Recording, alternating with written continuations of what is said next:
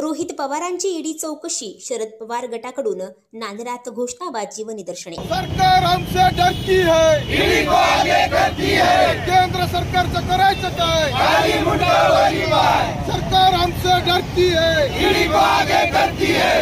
Baramati agro कारखाना प्रकरणी रोहित पवारांची ईडी चौकशी नोटीस आल्यानंतर राष्ट्रवादी शरद पवार गटाकडचे पदाधिकारी आक्रमक झाले। नांदेड येथील ITI चौक येथे केंद्र सरकारच्या विरोधात जोरदार घोषणाबाजी करत केंद्र सरकारचा निषेध करण्यात आला।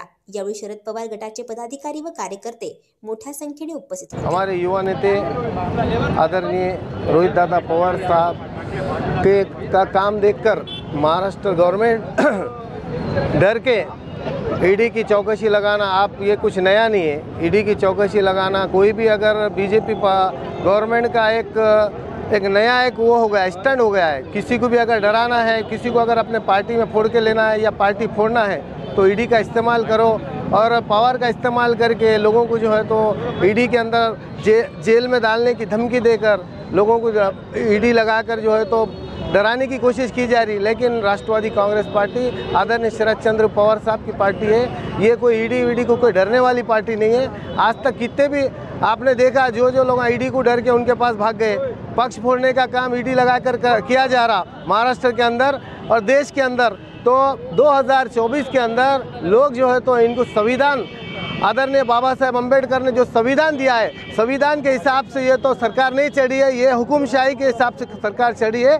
लेकिन 2024 में लोग संविधान के हिसाब से इनको जो है तो इन्हों बता रहे कि 400 से ज़्यादा हमारे सीट आएंगे। भाई 400 से ज़्यादा अगर आपके सीट आ रहे होंगे तो आप जो है तो लोगों के पक्ष क्यों फोड़ रहे? फिर आपको जब कॉन्फिडेंस है, ईवीएम हटाओ, ईवीएम हटाकर जो तो इलेक्शन लो, आपके 400 आते कितने आते समझ में आ जाता। आपको हारने का डर है, इसकी वजह कि आप है कि जो तो दबाव डाल रहे हैं, दबाव तंत्र का इस्तेमाल कर रहे हैं। लेकिन हम हमारी पार्टी, हमारे नेता कोई डरने वाले नहीं है। आने वाले 2024 में जनता आपको सबक सिखाएगी।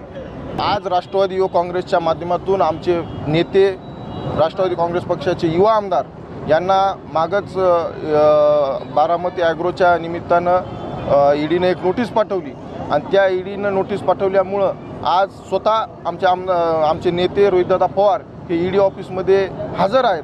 पण आम्ही या ठिकाणी ईडीचा आणि या केंद्र सरकार, राज्य सरकारचा या ठिकाणी निषेध करत आहोत की मागच्या वर्ष 2 वर्षापासून जसं भाजपची या देशामध्ये सत्ता आहे तेव्हापासून ईडी, CBI, इन्कम टॅक्स या विविध संस्थांना समोर करून विरोधी पक्षातल्या नेत्यांना नमोहरण करायचं आणि भ्रष्टाचाराचे आरोप करायचे, जनतेमध्ये बदनाम करायचं, हे यांचं चाललेला एक कार्यक्रम आहे। पण हा कार्यक्रम जास्त वेळ टिकणार नाही।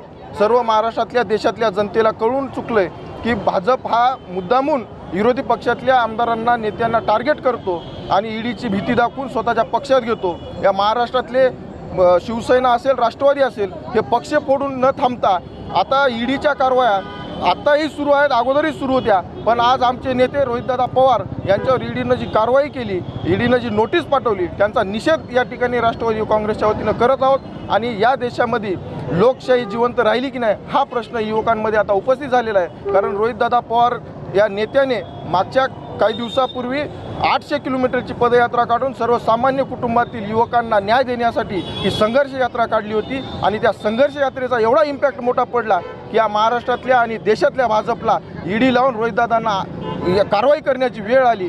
कुठेही भ्रष्टाचाराचा डाग नसलेला सुद्धा असताना ही भाजप सरकार ईडीची कारवाई करून नमोहरण करण्याचं, घरी बसवण्याचं काम आमच्या नेत्यांना करत आहे। हा आम्ही कदापि सहन करणार नाही। या ठिकाणी आम्ही भाजपचा, केंद्र सरकार, राज्य सरकार आणि ईडीचा जाहीर निषेध करतो।